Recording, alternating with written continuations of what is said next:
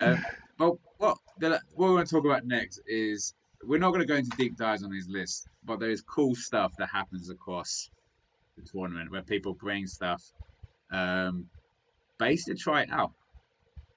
And this is a great, and there's some great ideas here. And there is a discussion about like how do you build on this further? Is it something that could be something? But we picked out, I think it's four lists that had some interesting stuff in it, and we're just not quickly, we'll talk about those. But here we specifically talk about the mechanics they've used, and the first one is a doozy of a list, to say the least. Daniel Osundin, he took a corn list, but he also took the Regiment of Renown, which allows him to take a wizard. Um, and three endless spells and pink horrors, which, as a corn player, is sacrilege. As a tournament Yes. player, apparently, very, very good. So, we didn't go into it Oh on the list shoot! review Sorry. stream. Yeah, go on. Okay, so we didn't Yeah. go through this on the list review stream because it's not for us to be telling people how we think they're going to play. We'll tell you that for our lists, that's fine. But tournament is up to them, and they might have secret mechanics. But in this one of the big plays is with the Burning Sigil of Zinch. You dump it in the middle of your forces, and you roll dice on it. So on a 5-up, you ignore the spell because it hits you as well, and it hits Zinch as well. If you roll a 5, you ignore. Sorry, you roll a 5 up to ignore it. If you ignore it, excellent. You've got a blood type point. If you don't ignore it, you take D3 mortal wounds, and you can put a chaos spawn on the board. So you kill one model and you give yourself a chaos spawn, which is essentially another blood type point. So this is a fantastic way of bullying up your blood type points. If you, I used to play this. I had a gore tide. I gave a slaughter priest a arcane tome and bought the cogs. I dumped the cogs in the middle of my army. Everybody now gets a roll of dice, and on a 6-up at that point, I got a blood type point. So it generate. Okay, so you don't roll the 5, but you're giving yourself a chaos spawn. So it's a careful Giddy said there. But either way, you're giving yourself X units. Yourself extra units and be able to cast out stuff. It's a very, very good move. It was a beautiful looking armor as well. It was a Zinchian designed armor with corn mechanics more than anything else. But that's what it is. Basically, Tome of Rise allows, I think, rerolls, but mostly the demonic Simicorium is roll 9 dice, and on a certain roll, it does some mortal wounds. Burning Sigils, as I say, is an area effect. Area effect thing lets you summon more Chaos Spawn, which you then throw into combat. And there you go. Now, the Magister, I think he also has a spell which lets you turn into something into a Chaos Spawn as well. I've got to double check this because there's a difference in the rules to it. But essentially, I think it lets, you know what, as opposed to I think, I will get the actual answer. Like Gately bolt was. change. It is okay, cool. So go. Yeah, bolt change. D3 mortal wounds. If you kill something, you turn into a chaos spawn. So essentially, you can get extra 2 chaos spawn into your army each turn, and that's not guaranteed, but with Primal Dice, you're going to do it pretty well. And once he's done, you can have him recast the role and turn himself into a spawn. So buy spawn if you want to have this list. So that's what this list does. It's a great mechanic. As I said, we had big questions about it because Khorne has rules about wizards in general. But the ruling was made at the UKGC there, and we can talk about if we agree with the ruling, that this is legal. So there we go. Thoughts, guys? I personally think that. Oh, sorry, go on, Jason. Sorry, go on. No, I was going to say the ruling of it is it's a coalition unit, not an allied unit. And the very, very thin line between the two allows it. So, yeah. And hey, the rules dictate what is fun. It's So not that's that. fun, Michael. There should be. I was going to say we should have had a bell to start singing as chiming out shame, the shame bell, because Corn must have been livid. Admittedly, well done to Daniel. He came 31st overall in this with this list, Same but wrestler. still, it shouldn't happen. Bad Daniel. You have been shamed. You've been shamed, sir. Shamed. Yeah, exactly. But it is a good thing. The other stuff in here, Cowan can summon dogs into combat, which is very good. The Cygor is anti-magic, so you can, if you a wizard, you can basically just mortal wounds wizards who cast. Got quite a lot of play in the late 2.0 when the Beast book came out. Khorne would bring Cygors because they're very good anti-magic, and a lot of people went down the heavy anti-magic stuff even before this. Yeah. But yeah, any final thoughts on this abomination of a list? Shame. That's all. All right. Next up, I'm gonna let you talk about this, Jason. As it's your future hand holdings. Hand holders. Tell us, Kragnos with the Sons of Behemoth. There's not really much to talk about. There's only 5 models on the table. Thank you for that great content. Moving on.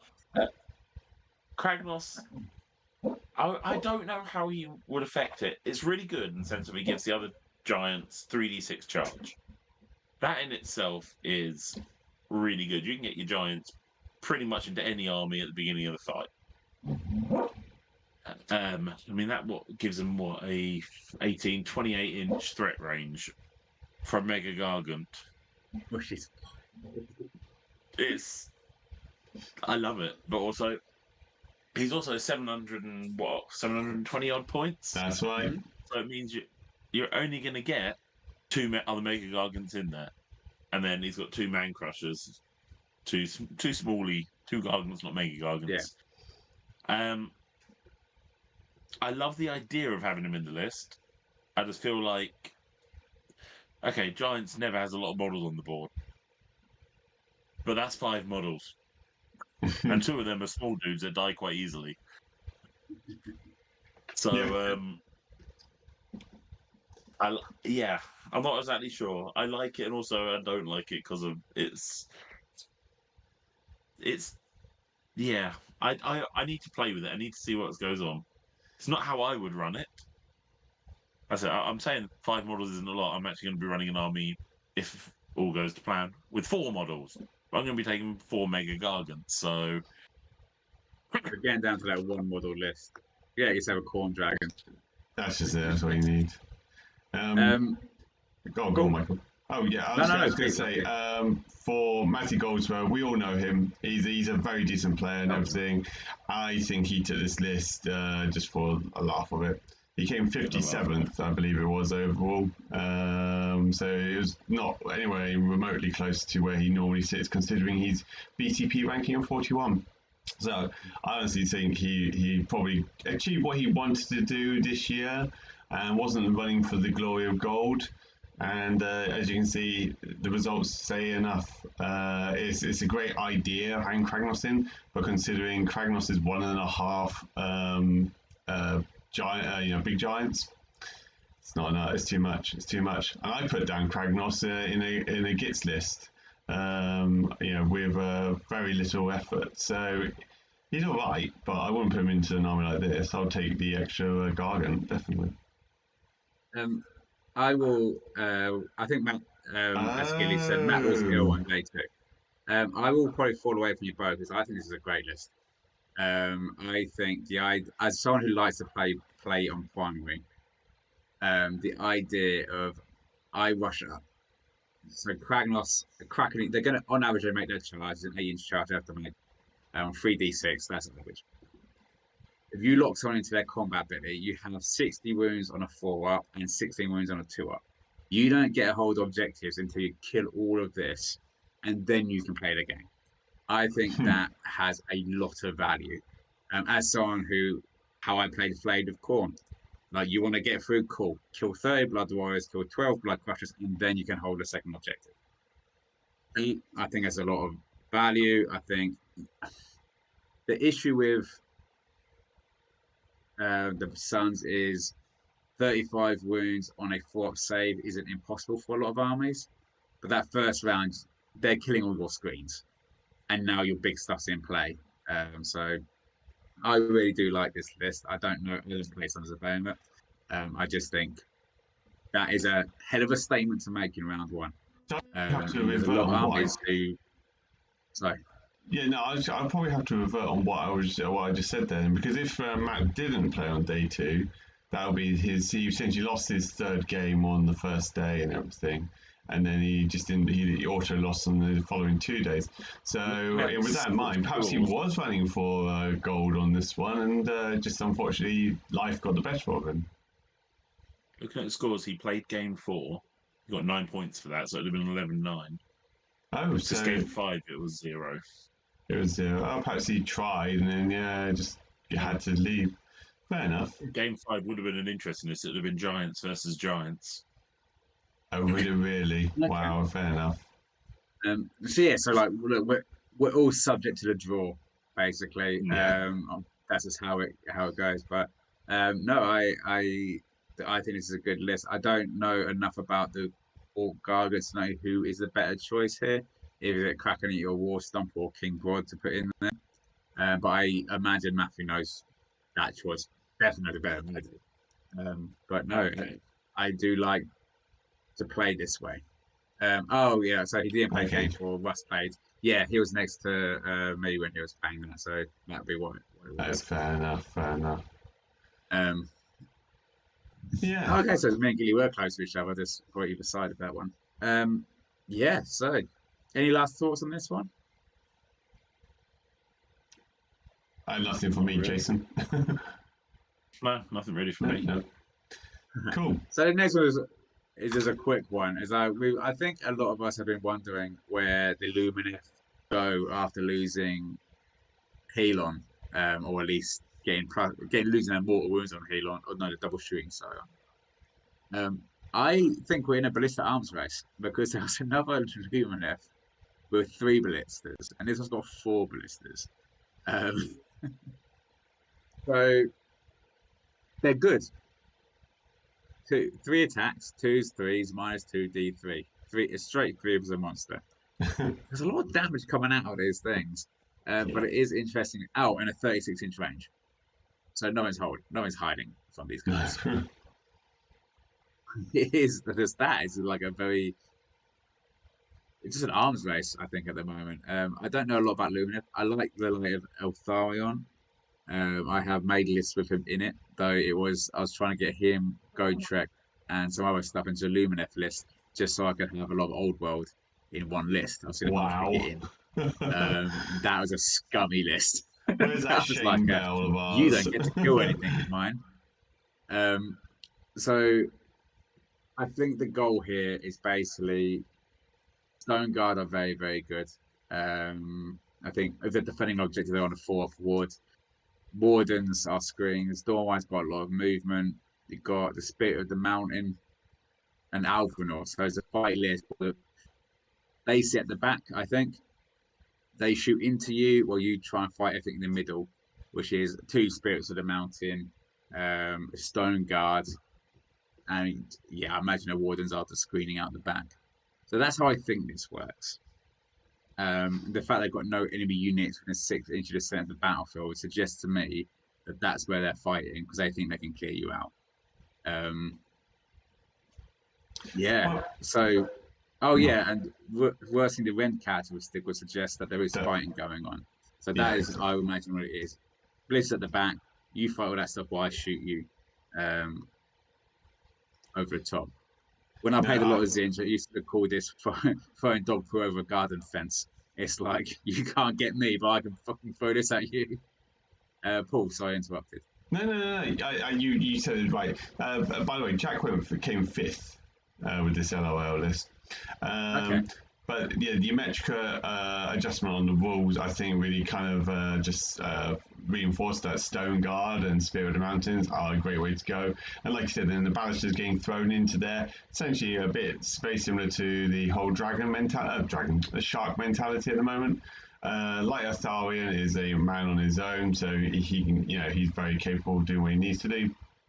And then you've got fast-moving units here. Right, so yeah, I understand like what Gitley was saying is like it's hard to see it on paper, but having built it, I expect Jack had a plan. The idea of get in, get hard. Any rend that's coming into him is going to be mitigated to a certain extent. So he doesn't really have to worry too much. And if he did, you just all-out defense or something like that, just to kind of give himself further protection. But you got protection of Hish there on the Dawnriders. You got speed of Hish on the Wardens. Total Eclipse forcing the opponent to spend 2 command points instead of 1 in case if he gets that spell off, which very likely he will do. It's a well-rounded list. He's got shooting, he's got combat, and he's got the synergizing heroes to do what they need to do. So I can see why it went 5th, but at the same time, I totally respect what Gitley's saying. The idea of looking at it on paper, it doesn't look that much. Yeah. I think that what I think we mentioned in the conversation with Russ is that I think with good players, sometimes you look at their list and you're like, I just don't get this because they're on a different level of what they're trying to pull together. And this is one where I was like, when I saw it, I was like, I didn't know he finished 5th. But it's like, that's an interesting, that's an interesting looking list. And we are in the answer race, I guess. Jason, any thoughts? I very nearly took a blister, Star Shard blister in my army instead of the Tidecaster. But there you go. You should have. I decided to keep it wholly within IDK, but they are very good within reason. It's a blister at the back of the field. It's what it is. They're never gonna.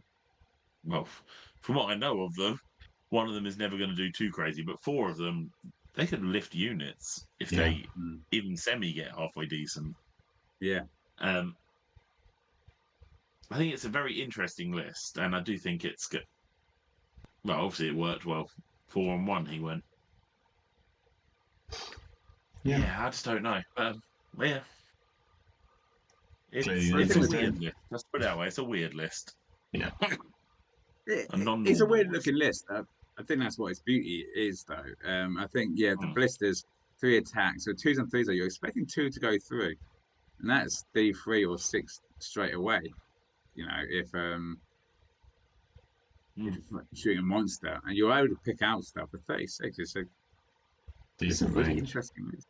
Yeah, it's really, really good. And clearly, he's a good player as well. As I said literally just a moment ago, half the game was this fighting. This is a well-written list and it's a well-played one. So for the last one, sorry, did anyone have other thoughts on that before we move on? Not for myself, no. I can't say what I need to say. Scott Baker, the guy I played. I think this was I think a 0 win in the end. But Nighthorn are what they are, Ethereal Sages and stuff. But what was really interesting when I played this list was he was putting Hoarfrost on Reinforced Spirit Hosts for 260 points. So there's 36 points that with extra builds around with, I think, I don't know if he could be in it. You get down to 3s and 3s. And that's on a 4%. My Bloodthirsters went into a unit of Spirit Hosts and killed 3 of them. And then they got to fight me back, and it was horrible. Did not enjoy it. But it kind of brings up how good Hoarfrost is at bringing certain units up to speed. Nighthorn struggle for output, frankly. They got good magic. Some of the heroes are good. Maybe that's not a completely fair thing to say. I thought it was a really good move. Just 36 attacks, 3s, 3s, -3, 4 Ethereal Save, and then potentially a 5-up ward. 260 points, it's all yours. with 2 units of those. I think you need to be a lot more aggressive with them than he was. I think you really want to be throwing them into combat and start them grinding up. There's one point he didn't charge something, and I was like, thank God, because I don't know what my answer is to that. I think maybe there's something that me and Ben talk about a lot. That Nighthorn should be played pretty aggressively. You want to be getting your charges. You want to be hurting stuff. Ben just there's a Grimghast with 3 attacks each, fighting in 2 ranks. Also good. But yes, the Spirit of Torments. So, but I think the question is more like Hoarfrost. It's just a great spell that brings in a lot of good mediocre units to great units there. Any thoughts on that or Hoarfrost itself? Jason, do you want first or shall I? I can go first if you want, because I've never actually played Nighthorn, apart from a very pathetic battle between me and Paul on TTS when we were just mucking about with lists. I've never actually played a proper Nighthorn army. I can see how it would work, and I can see how it would fail big time as well. Hoarfrost in itself, if you're clever with how you do it, it is an amazing spell. I mean, I'm thinking of Paul's goblins and stuff, hitting on 4s or wounding on 5s or whatever it is. Mm-hmm. You know, you suddenly go from being you're barely going to get anything through to getting a hell of a lot through, possibly a hell of a lot through. We're talking about Paul's rolls here as well, so. But it can change a unit from being a chaff little nothing unit to being actually quite punchy. But you have to use it correctly. Paul? Yeah, like Jason said, the Hoarfrost spell is something that's actually created a whole new genre for a lot of armies. Those chaff units that you're avoiding and taking elite armies, then now become versatile, they become viable. Be it in Nighthorn, the Geats, any really army that has that kind of that mediocre unit which you didn't think would do very much.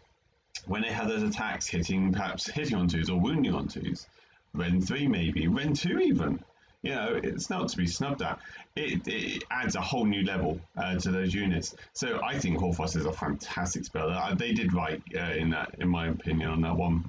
It's not impossible to get off, but it can be difficult, and it's quite easy for the opponent to also try and unbind it if they so need to. In terms of this army, though, I've not had too much experience. I think the only experience I've ever had is playing against our friend Ben in the chat and everything. I'm not too much to say on the list, unfortunately, because I just don't know them well enough. I guess it could do well if it had a chance, but clearly it didn't. As you said, he didn't get any wins, unfortunately. No. Unfortunately not. Ben is our resident Nighthorn player who's in the chat, and I was saying Grimghast with 3 attacks each, fighting 2 ranks, and I've seen them. They cut through like 36 bloodletters in one go, so they were pretty horrific. Yeah. But I think that one of the issues with Nighthorn, which just kind of feels maybe not greatly, is they're 3 wounds apiece. So if most Nighthorn is one wound, so once you get it, you get it. Yes, it comes back, and that's a whole other conversation. But here's just that kind of play with Hoarfrost on Sunday that's not normally quite good. Not normally has a lot of play by being a bodyguard. Seemed to work really, really well. It's enough to make me reconsider charges. Well, and not panic when I thought I was about to get charged, which is where we're at. So if we have nothing less on that, that brings us to the end of Live from the Bottom Half from the London GT. The best in bracket and other notable lists. Any final thoughts before we head off into the night? That sounded fucking creepy. Head off into the night. No, overall, I think it was a great weekend overall. Thoroughly enjoyed it, and certainly looking forward to the future events. I know, like you said, you got Wohammer coming up. We then have the one day with Savage Hammer, and then we're also already looking to 2024. So do watch that space. All I would just say on my part, and this and from the stream's part, if you haven't left a follow, please do so. It helps us no end. We are trying to get to that magical 50 number. Please also let people know that we're doing this because we want more people inputting. We've had some really great conversations with you guys watching us, and that's what we need. That's what makes this really good. So please do keep supporting us. Yeah. Any last thoughts, Jason? Just to say, it was a great tournament. It was well run. I met some really nice people there. Some scary lists as well. 3 Seraphon lists. But even then, it's been a laugh to play. So, yeah, no, I will be coming back to the LGT next year, I'm sure. Oh, yeah, absolutely. I don't know what the symposium is, Gitley. No, I don't know either. I'll have a look. I'm not intending. I don't have any plans to be going, unfortunately, but I'll certainly be looking into it. Yeah, as Paul says, if you would follow us a follow. Give us a follow, it helps us. Or a like on YouTube. Likes on YouTube. If you're watching this on YouTube, please like us. If you see this on YouTube, press the buttons that do the things. Thumbs up, yeah. It makes us happy. The more dopamine you give me, the less drugs I need to take. That's it. That's the closing line. It's not as good as clapping hand. Right. Thank you and good night. Thanks very much, guys. See you later. See you later.